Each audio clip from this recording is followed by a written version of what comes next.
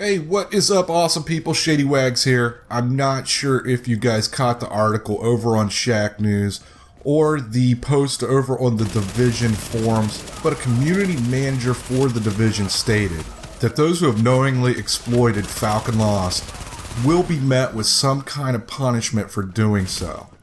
Okay, I'm going to give you my thoughts on this.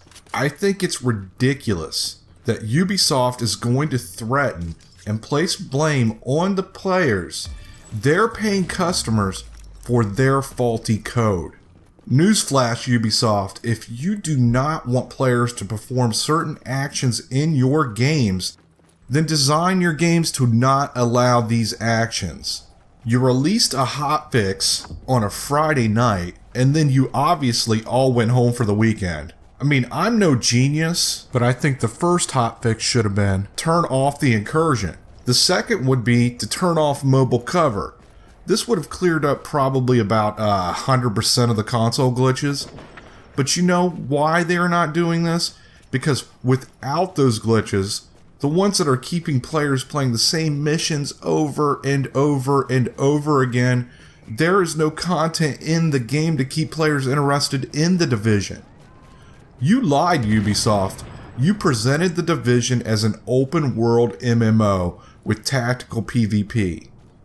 But you know what we got?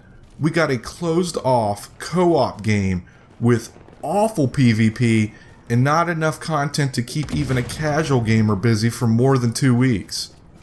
You could spin this any way you want, but this is not an MMO. I cannot compare this to Destiny because unfortunately I did not play that, but what I did play was Defiance, and this is massive multiplayer, and that was on launch.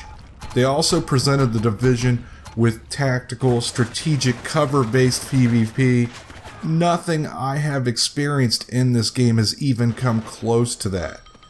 What I did play was Spec Ops: The Line, which promised the same thing, and that was delivered on day one. So you should be apologizing to the people that paid good money for something that you promised and have not delivered, but instead you're going to threaten them. You should be thanking them for finding ways to keep themselves still occupied with this game.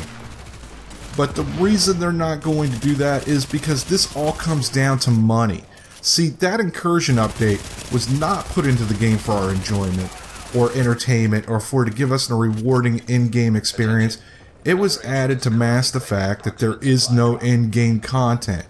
They added a one-room mission with an overpowered boss that takes hundreds and hundreds of sticky bombs to destroy, hoping that players would spend weeks and weeks trying to complete this. They self-admittedly stated that their own programmers could not complete the incursion, and they were proud of that. They wanted to dangle these high-end armor sets in front of us to give themselves time. They wanted us to struggle on this incursion and just to get enough of that equipment so we would struggle on the next one. We call these things glitches, methods, exploits, bugs, strategies, but what it all boils down to, all these words mean one thing: they're cheating.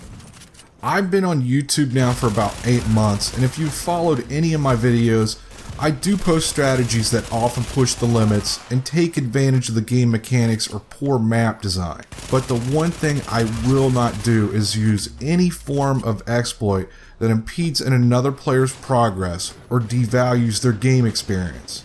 So if you want to threaten anyone, it should be the hackers that are glitching in the dark zone and killing other players. And from what I understand, the PC version of the game is full of them. All in all, Ubisoft, you got caught with egg on your face. I mean, admit it, you sold me a beautifully, highly detailed co-op game that is full of bad programming. Other than that, guys, personally, I'm not even worried about this. Like the article said, the only people that have been banned so far has been hackers, and that was only for 2 days. I seriously just don't think they're going to ban people for doing this, because the problem is there's a lot of people doing it. And do you think they really want all those players off the game, potentially going to play other games, and possibly not coming back to the Division? So what are your thoughts on this whole situation? Do you agree or disagree? Do you think players who have exploited Falcon Lost should be punished? And do you think what Ubisoft initially presented The Division to be is a fair representation of what we have received? Please leave your comments and let me know. Thanks for watching, and until next time, have a good one.